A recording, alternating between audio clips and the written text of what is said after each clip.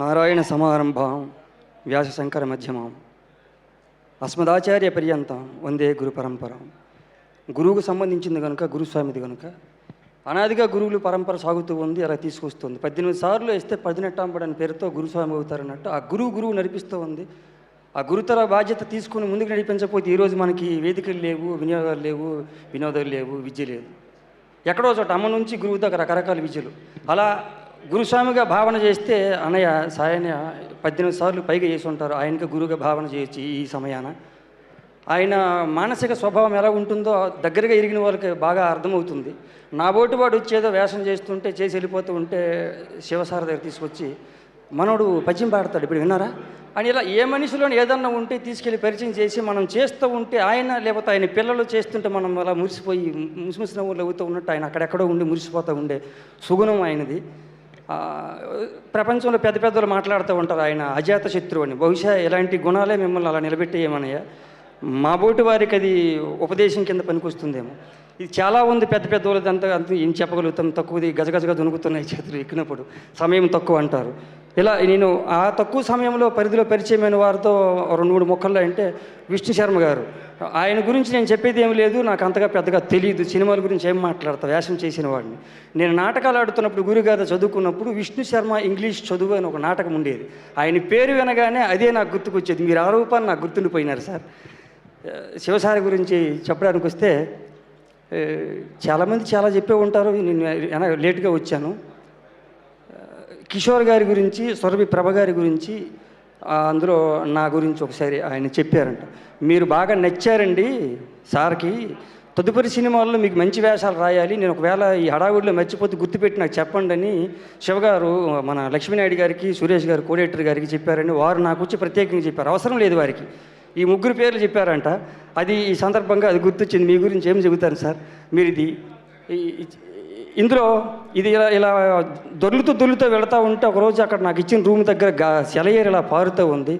అలా సౌండ్ వినబడుతుంటే అక్కడికి వెళ్ళి చూసినప్పుడు సడన్గా ఒక చిన్నపాటిది వచ్చింది సార్. అప్పుడప్పుడు గుడి గోపురంకి వెళ్తుండడం అలవాటు. వెళుతున్నప్పుడు సాధారణంగా చిన్నది ఎవరైనా సాయం చేస్తే, మాట సాయమో మూట సాయమో చేస్తే థ్యాంక్స్ చెబుతాం. ఆ కార్యం ఒడ్డెక్కడానికి అది సరిపోతుంది అనుకుంటాం. అలాంటి క్రమంలో శతమానం భవతి అని దీవించే బాపనయ్య పట్ల మనం ఎంత కృతజ్ఞతగా ఉండాలి, 100 ఏళ్ళు బతకాలి కదా అనే ఆలోచన నాకు రావడానికి కారణం, వెళుతుంటే ఏం సినిమా చేస్తున్నారండి మీరు అని అడిగేవారు పంతులు గారు అయ్యేవారు. ఈ మధ్య రవితేజ్ గారిదండి ఇరుముడి అని చేస్తున్నారా. ఆయనకి సరే ఇది ప్రస్తుతమో అప్రస్తుతమో కాకపోతే ఎక్కువ సినిమాల్లో మేము చూసిన తర్వాత ఆయనకి వైవిధ్యమైన సినిమాలు మేము మిస్ అయిపోయామండి. మొన్న పూజా కార్యక్రమానికి వెళ్ళినప్పుడు చెబుదామనుకుని సాహసించాను, కానీ వేళ కుదరలేదని పంతులు గారని, మీకు కుదిరితే నా తరపున చెప్పండి అన్నారు. సరేనండి అన్నాను. అది నాకు గుర్తుకొచ్చి అక్కడ కూర్చున్నాను సార్. పక్కన ఇంకో పంతులు గారు అన్నారు, వారు ప్రయోగాలు చేశారు, నాకు ఆటోగ్రాఫ్ సీట్ ఎమోర్స్ లాంటిది కుదరలేదు, అందుకే మళ్ళీ యథావిధిగా జనంకి నచ్చే సినిమాల్లోకి వచ్చారు, మేబీ ఈ సినిమా కొత్తగా చూస్తున్నాం అంటున్నారు, చూద్దామని ఆ పంతులు గారు ఇంకొక ఆయనకి సమాధానం చెప్పారు. ఇవన్నీ గుర్తొచ్చి ఆ సెలయేరు దగ్గర కూర్చున్నప్పుడు సార్ గొంతు ఎంతవరకు పెగులుతుందో తెలియదు, దీనికి యతి ప్రాస భావం ఏమి తెలియదు, రాగము తెలియదు.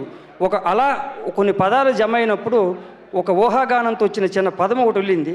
అది అనే ప్రయత్నం చేసి ముగిస్తాను సార్. వారి గురించి పెద్దలు అన్నప్పుడు ఎలా ఉంటుంది, ఎలా ఉండబోతుంది, ఏ అయ్యవారి ఆశీర్వచనం ఎలా ఫలిస్తుందో అని ఆ ఆలోచన దొంతలో పుట్టింది. రవితేజమలరగా కమనీయ గమనీయ చిత్రమై మెరవగా, రవితేజమలరగా కమనీయ గమనీయ చిత్రమై మెరవగా. ఇక్కడ కొన్ని చోట్ల తిరుగుతున్నప్పుడు కొంతమంది పెద్దోళ్ళు, రకరకాల వాళ్ళు సంస్థ మంచిది, పైసలు భాగిస్తారు, ఫుడ్ బాగా పెడతారు అని చెప్పేవారు సార్. విన్నాను, నేను తక్కువ కంపెనీలతో పనిచేశాను సార్. అలాంటి పేరు విన్నప్పుడు సడన్గా వారు మదిలోకి వచ్చారు. కార్మిక సిరి కార్మిక సిరి కార్మిక దరి, కార్మిక సిరి కార్మిక దరి మైత్రీ నెలవుగా, కార్మిక సిరి కార్మిక దరి మైత్రీ నెలవుగా, శివ నిర్వాణ షట్కమై మెరవగా, ఇలగా ఇలగా ఎలాగా ఇలాగా రవితేజమలరగా. ఏ అయ్యవారి ఆశీర్వచనం ఫలించింది అన్నయ్య మీ పట్ల? పెద్ద హిట్ కొట్టారంటున్నారు. ఎక్కడేదో ఇక్కడ ఉడ్లు అంటారు. ఎవరో రీల్స్లో పంపిస్తూ ఉంటే పూణేలో ఎక్కడో ఇంత గుట్లుగా పేపర్లు పడి ఉన్నాయి సార్. చిరంజీవి గారి సినిమా, బాలకృష్ణ గారి సినిమా చూసి అలాంటి గుట్టలు చూసి అని తప్పితే నాకు మిగతా ఏం తెలియదు సార్. ఇంత గుట్లబడి వీడియో పంపారు రవిశారద సినిమా అని. అంటే అంతగా వెళ్ళిపోయింది సార్ అయ్యప్ప ఇరుముడి, ఇటువైపు అటువైపు రెండు వైపులు ముడేసి కుట్టింది. ఈ వేదికలో ఇలా పాలు పంచుకునే భాగ్యం నాకు కలిగింది. మీ అందరికీ నాకు ఇంత డబ్బులు ఇచ్చి ఇంత వేషం రాసినందుకు, డబ్బులు ఇచ్చినందుకు, ఇంత పెట్టినందుకు, ఇలా చూపిస్తున్నందుకు, నారదముని ఆ అంశతో కొనసాగుతున్న మీడియా వారికి అందరికీ కృతజ్ఞతలు తెలుపుతూ మరొకసారి విజయోత్సవ వేడుకలు పాల్గొనే భాగ్యం నాకు కలిగినందుకు భగవంతుని శిరస్సు ఉంచి నమస్కరిస్తున్నట్టు భావన చేస్తూ సెలవండి. థ్యాంక్ యూ అండి.